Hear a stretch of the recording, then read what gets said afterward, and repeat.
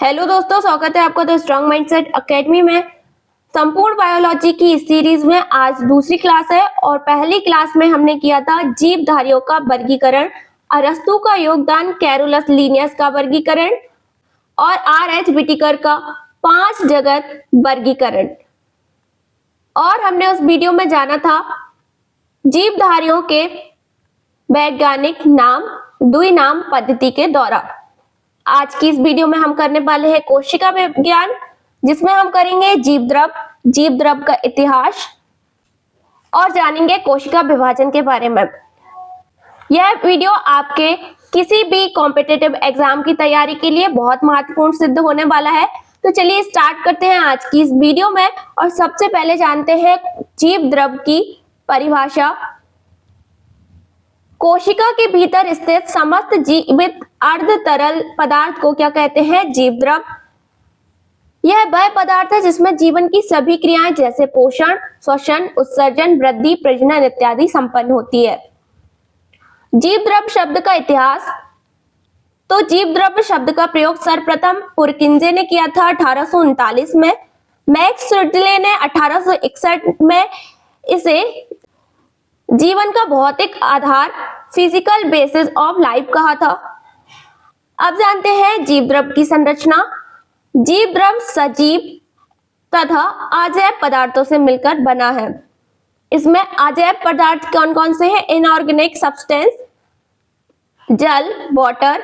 कोशिका में सबसे अधिक मात्रा में पाया जाने वाला पदार्थ है जल। औसतन कोशिका के भार का 70 से 90% होता है। यह एक विलेय के रूप में तथा रासायनिक अभिक्रियाओं में सहायक होता है। दूसरा है अकार्बनिक लवण, इनऑर्गेनिक सॉल्ट्स। तो जैसे sodium plus ion, potassium, calcium, magnesium, phosphate, sulphate आदि। ये क्या है? इनऑर्गेनिक सॉल्ट्स यानी अकार्बनिक लवण। ये कोशिका में संतुलन बनाए रखते हैं तथा एंजाइम की क्रियाओं में क्या होते हैं? सहायक होते हैं। नेक्स्ट है इसमें gases, oxygen, carbon dioxide, nitrogen इत्यादि। यह श्वसन एवं प्रकाश संश्लेषण में महत्वपूर्ण होती है। यह होगा इनऑर्गेनिक सब्सटेंस। अब जानते हैं हम ऑर्गेनिक सब्सटेंस यानी सजीव पदार्थ। तो कौन कौन से होते हैं सजीव पदार्थ? पहला होता है कार्बोहाइड्रेट। यह ऊर्जा का प्रमुख स्रोत है और सभी जीवों में ऊर्जा का प्रमुख स्रोत कार्बोहाइड्रेट होता है, जैसे glucose, fructose, sucrose, starch, glycogen इत्यादि। सेकेंड होता है प्रोटीन। कोशिका की संरचना एवं क्रियाओं के लिए आवश्यक है। अमीनो अम्लों से बने होते हैं। एंजाइम, हार्मोन, एंटीबॉडी आदि प्रोटीन के रूप में होते हैं। थर्ड है लिपिड। वसा, तेल, फास्फोलिपिड कोशिका झिल्ली का निर्माण करते हैं और ऊर्जा का भंडारण करते हैं। फोर्थ है न्यूक्लिक अम्ल, जैसे डीएनए, डीऑक्सीराइबोन्यूक्लिक एसिड, और आरएनए, राइबोन्यूक्लिक एसिड। डीएनए क्या करते हैं? आनुवांशिक सूचना का भंडारण करते हैं और आरएनए प्रोटीन संश्लेषण में सहायक होते हैं। पांचवा है इसमें एंजाइम। एंजाइम जो है जैव उत्प्रेरक, बायोकैटलिस्ट होते हैं। सभी रासायनिक क्रियाओं की गति को बढ़ाते हैं। अब जानते हैं हम जीव द्रव के भाग, पार्ट्स ऑफ प्रोटोप्लाज्म। तो जीव द्रव दो मुख्य भागों में विभाजित होता है। पहला होता है केंद्रक द्रव, नाभिकीय द्रव। स्थान है कोशिका के केंद्रक यानी न्यूक्लियस के भीतर। घटक है इसमें न्यूक्लियर मैट्रिक्स, नाभिक का तरल भाग, गुणसूत्र यानी क्रोमोसोम, डीएनए युक्त संरचनाएं, आनुवांशिक गुण नियंत्रित करते हैं। फिर है न्यूक्लियोसिस। यह होते हैं आरएनए संश्लेषण का स्थल। कार्य क्या होंगे इसके? आनुवांशिक लक्षणों का संचरण, कोशिका विभाजन का नियंत्रण और प्रोटीन संश्लेषण का नियंत्रण। दूसरा भाग होता है प्लाज्मा द्रव, कोशिका द्रव, इसे बोला जाता है साइटोप्लाज्म। स्थान होता है कोशिका झिल्ली एवं केंद्रक के बीच का भाग होगा। घटक होंगे विभिन्न कोशिकांग जैसे माइटोकॉन्ड्रिया, राइबोसोम, गोल्गी तंत्र, endoplasmic reticulum, lysosome, peroxisome, chloroplast पौधों में आदि। कार्य क्या होगा इसका कोशिका द्रव का? पोषण, श्वसन, ऊर्जा निर्माण, पदार्थों का संश्लेषण एवं परिवहन और कोशिका के सभी जीवन कार्यों का संचालन। अब जानते हैं हम जीव द्रव के गुणधर्म, प्रॉपर्टीज ऑफ प्रोटोप्लाज्म। तो जीव द्रव के कुछ गुणधर्म होते हैं, जिसमें पहला है सजीवता, यह जीवन क्रियाओं का संपन्न करने में सक्षम है। दूसरा होता है सक्रियता, यह उत्तेजनाओं के प्रति प्रतिक्रिया करता है। तीसरा है गतिशीलता, आंतरिक रूप से प्रभावशाली है। चौथा है वृद्धि एवं विभाजन क्षमता, नई कोशिकाओं का निर्माण करता है। पांचवा है चय अपचय, इसमें उपाचय एवं अपचय दोनों क्रियाएं होती हैं। यह कुछ जीव द्रव के गुणधर्म हैं।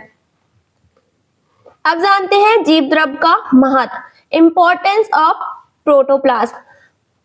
जीवन का आधार है, सभी जीव क्रियाएं इसी में संपन्न होती हैं। अगर क्वेश्चन पूछा जाए जीवन का आधार क्या है, तो जीव द्रव होता है। आनुवांशिक सूचना का भंडारण एवं संचरण करता है, ऊर्जा का निर्माण एवं उपयोग करता है। अब जानते हैं हम कोशिका के बारे में। सबसे पहले कोशिका की परिभाषा। तो कोशिका जीवन की सबसे छोटी इकाई है, जो किसी भी जीव के सभी आवश्यक कार्यों को क्या करती है? संपन्न करती है। जीवधारियों की संरचनात्मक एवं क्रियात्मक इकाई को कोशिका कहते हैं। कोशिका का इतिहास, हिस्ट्री ऑफ सेल। तो रॉबर्ट हुक ने 1665 ईस्वी में सर्वप्रथम कॉर्क की पतली परत का अवलोकन करके सेल शब्द दिया, यानी कोशिका शब्द किसने दिया? तो रॉबर्ट हुक ने दिया। फिर एंटोनी वॉन ल्यूवेनहॉक, इन्होंने 1674 में सर्वप्रथम जीवित कोशिका का अवलोकन किया। फिर रॉबर्ट ब्राउन ने 1831 में कोशिका केंद्रक की खोज की। अगर क्वेश्चन पूछा जाता है केंद्रक की खोज किसने की, तो रॉबर्ट ब्राउन ने की, और कोशिका के लिए शब्द आता है तो रॉबर्ट हुक का नाम आएगा। फिर आते हैं स्लाइडेन एवं सॉन, तो इन्होंने 1838 से 39 में कोशिका सिद्धांत को प्रस्तुत किया। कोशिका सिद्धांत के लिए सॉन और स्लाइडेन को याद रखिएगा। फिर आते हैं रुडोल्फ विट्रो, इन्होंने 1855 में कहा कि प्रत्येक कोशिका पूर्ववर्ती कोशिका से बनी होती है। अब जानते हैं हम कोशिका सिद्धांत, सेल थ्योरी। सभी जीवधारी कोशिकाओं से बने हैं। कोशिका जीवन की संरचनात्मक एवं कार्यात्मक इकाई है। प्रत्येक कोशिका पूर्ववर्ती कोशिका से उत्पन्न होती है। कोशिकाओं के प्रकार, टाइप्स ऑफ सेल। तो पहले हम बांटते हैं कोशिका को संरचना के आधार पर, on the basis of structure. तो संरचना के आधार पर होती है पहली प्रोकैरियोटिक कोशिका, जो होती है सरल संरचना, केंद्रक वास्तविक रूप में विकसित नहीं है, झिल्ली से घिरा केंद्रक एवं कोशिकांग अनुपस्थित। उदाहरण है जीवाणु, नीली हरित शैवाल। ये क्या है? एक प्रोकैरियोटिक कोशिका। प्रोकैरियोटिक कोशिका में क्या नहीं होता? तो केंद्रक वास्तविक रूप से विकसित नहीं होता, सरल संरचना होती है। दूसरा है यूकैरियोटिक कोशिका, तो यह कैसी होती है? जटिल संरचना होती है, वास्तविक केंद्रक उपस्थित होता है, झिल्लीबद्ध कोशिकांग उपस्थित है, माइटोकॉन्ड्रिया, एंडोप्लाज्मिक रेटिकुलम आदि। उदाहरण है पौधे, जंतु, मानव आदि। प्रोकैरियोटिक एवं यूकैरियोटिक कोशिकाओं में मुख्य अंतर क्या क्या है? तो सबसे पहले केंद्रक। तो प्रोकैरियोटिक कोशिका में स्पष्ट केंद्रक अनुपस्थित है, नाभिक की झिल्ली नहीं है। यूकैरियोटिक कोशिका में स्पष्ट केंद्रक उपस्थित है, दोहरी झिल्ली से घिरा है। सेकेंड, डीएनए की संरचना। तो प्रोकैरियोटिक कोशिका में वृत्ताकार नग्न हिस्टामिन प्रोटीन रहित होती है। यूकैरियोटिक कोशिका में रैखिक हिस्टोन प्रोटीन से जुड़ा है। थर्ड है कोशिकांग। प्रोकैरियोटिक कोशिका में झिल्लीबद्ध कोशिकांग नहीं है, केवल राइबोसोम 70S। यूकैरियोटिक कोशिका में झिल्लीबद्ध कोशिकांग है, जैसे माइटोकॉन्ड्रिया, ईआर, गोल्जी आदि उपस्थित है। फोर्थ है आकार, साइज। तो प्रोकैरियोटिक कोशिका का समानता साइज है 1 से 10 माइक्रोमीटर। यूकैरियोटिक कोशिकाएं हैं बड़ी, जिनका साइज है लगभग 10 से 100 माइक्रोमीटर। फिफ्थ है कोशिका विभाजन। तो प्रोकैरियोटिक कोशिका में अमिटोटिक बाइनरी फिशन द्वारा होता है, जबकि यूकैरियोटिक कोशिकाओं में माइटोसिस एवं मियोसिस द्वारा होता है। क्वेश्चन पूछा जाता है कि माइटोसिस और मियोसिस वाला कोशिका विभाजन किस कोशिका में होता है, तो वहां उत्तर आएगा यूकैरियोटिक कोशिका में आएगा, यूकैरियोटिक कोशिका में होता है। नेक्स्ट है इसमें कोशिका भित्ति। तो प्रोकैरियोटिक कोशिका में प्रायः पेप्टिडोग्लाइकेन से बनी है, जैसे बैक्टीरिया में। यूकैरियोटिक कोशिका में पादप में सेल्यूलोज, कवक में काइटिन, जंतु कोशिकाओं में अनुपस्थित है कोशिका भित्ति। कोशिका भित्ति का भी क्वेश्चन पूछा जाता है कि पादप और जंतु कोशिका में अंतर आता है जब, तो पादप कोशिका में कोशिका भित्ति प्रेजेंट है, जबकि जंतु कोशिका में कोशिका भित्ति अनुपस्थित है। नेक्स्ट है प्रोटोप्लाज्म संगठन। तो प्रोकैरियोटिक कोशिका में साधारण है, कोई कंपार्टमेंटलाइजेशन नहीं है, जबकि यूकैरियोटिक कोशिकाओं में जटिल है और कंपार्टमेंटलाइजेशन भी है। उदाहरण कौन कौन से हैं? तो प्रोकैरियोटिक कोशिका का उदाहरण है जीवाणु, नीली हरित शैवाल। यह क्वेश्चन बहुत बार आता है कि साइनोबैक्टीरिया को किस जगत में रखा गया है। यूकैरियोटिक कोशिका में पादप, जंतु, कवक, प्रोटिस्टा। अब कोशिका का विभाजन कार्य के आधार पर on the basis of function. तो पहला है पौध कोशिका यानी प्लांट सेल। इसमें कोशिका भित्ति उपस्थित है, क्लोरोप्लास्ट भी उपस्थित है। आकार समानता निश्चित एवं कोणीय है, केंद्रक बड़ा एवं केंद्रक रस गुहा बड़ी है। जबकि पशु कोशिका एनिमल सेल में कोशिका भित्ति अनुपस्थित है, केवल कोशिका झिल्ली है, क्लोरोप्लास्ट अनुपस्थित है, आकार अनियमित गोलाकार है, केंद्रक अपेक्षाकृत छोटा और रस गुहा छोटी है। जानते हैं जंतु कोशिका और पादप कोशिका में मुख्य अंतर। तो सबसे पहला कोशिका भित्ति पादप कोशिका में उपस्थित है, सेल्यूलोज से बनी होती है, जबकि जंतु कोशिका में अनुपस्थित है। आकार पादप कोशिका का सामान्यतः स्थिर आयताकार है, जबकि पशु कोशिका में अनियमित गोलाकार है। प्लास्टिड पादप कोशिका में उपस्थित है, जैसे क्लोरोप्लास्ट, क्रोमोप्लास्ट, ल्यूकोप्लास्ट आदि। जंतु कोशिका में अनुपस्थित है। ऊर्जा केंद्र पादप कोशिका में माइटोकॉन्ड्रिया और क्लोरोप्लास्ट, जबकि जंतु कोशिका में केवल माइटोकॉन्ड्रिया, क्योंकि क्लोरोप्लास्ट इसमें अनुपस्थित है। नेक्स्ट है रसधानी। तो पादप कोशिकाओं में बड़ी एवं केंद्रीय है, जबकि जंतु कोशिका में छोटी एवं अस्थायी है। नेक्स्ट है सेंट्रियोल पादप कोशिका में अनुपस्थित है, जबकि जंतु कोशिका में उपस्थित है, कोशिका विभाजन में सहायक है। नेक्स्ट भंडारण पदार्थ। तो पादप कोशिका में स्टार्च के रूप में होता है, जबकि जंतु कोशिका में ग्लाइकोजन के रूप में होता है। नेक्स्ट है पाचन तंत्र लाइसोसोम। तो पादप कोशिका में कम सक्रिय है, जंतु कोशिका में अधिक सक्रिय है। नेक्स्ट कोशिका विभाजन पादप कोशिका में सेंट्रियोल रहित है प्लेट निर्माण द्वारा, जबकि जंतु कोशिका में सेंट्रियोल द्वारा प्रेरित है। नेक्स्ट है ऑटोट्रॉपी या हेट्रोट्रॉपी।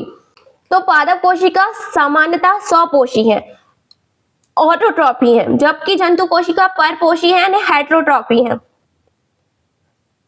कोशिका की संरचना स्ट्रक्चर ऑफ सेल।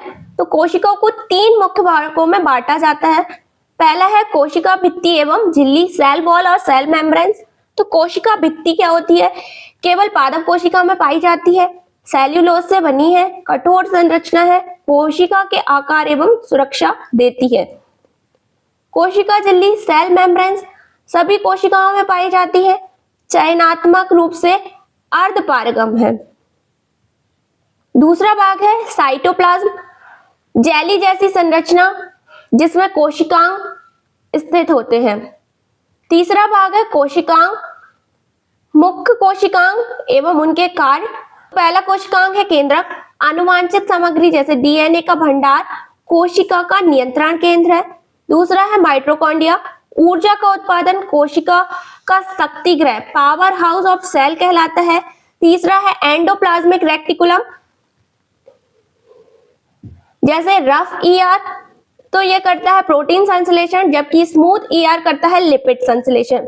ये क्वेश्चन भी बहुत बार पूछा जाता है कि लिपिड संश्लेषण और प्रोटीन संश्लेषण कौन करता है, तो रफ ईआर करेगा प्रोटीन संश्लेषण, जबकि लिपिड संश्लेषण करेगा स्मूथ ईआर। नेक्स्ट भाग है गोल्जी तंत्र, तो करता है ये श्रवण, पैकेजिंग, प्रोटीन का परिवहन।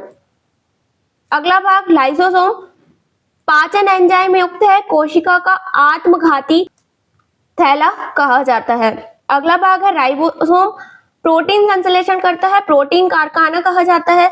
अगला भाग है प्लास्टिड, केवल पौध कोशिकाओं में है, जैसे क्लोरोप्लास्ट हरित लवक प्रकाश संश्लेषण करेगा, क्रोमोप्लास्ट रंग प्रदान करेगा, ल्यूकोप्लास्ट भोजन का भंडारण करता है।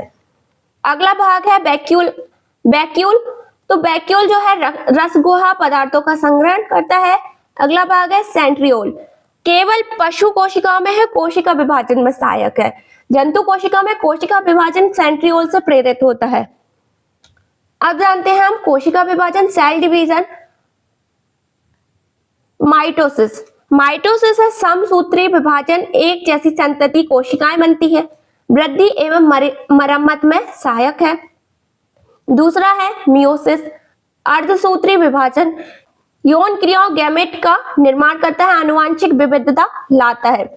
कोशिका का महत्व, इंपॉर्टेंस ऑफ सेल, तो कोशिका का महत्व जीवन की मूल इकाई है, सभी जैव रासायनिक क्रियाएं कोशिका में होती हैं, वंशानुगति का वाहक है, जीवों की वृद्धि, प्रजनन, कार्यशीलता सभी कोशिकाओं पर निर्भर है।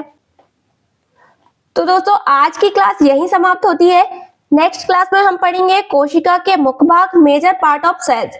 उम्मीद है आपको यह क्लास पसंद आई हो। अगर आपको ये क्लासेस पसंद आ रही हो तो प्लीज लाइक शेयर सब्सक्राइब जरूर करें। मिलते हैं हम नेक्स्ट वीडियो में आगे के टॉपिक के साथ। जब तक के लिए धन्यवाद।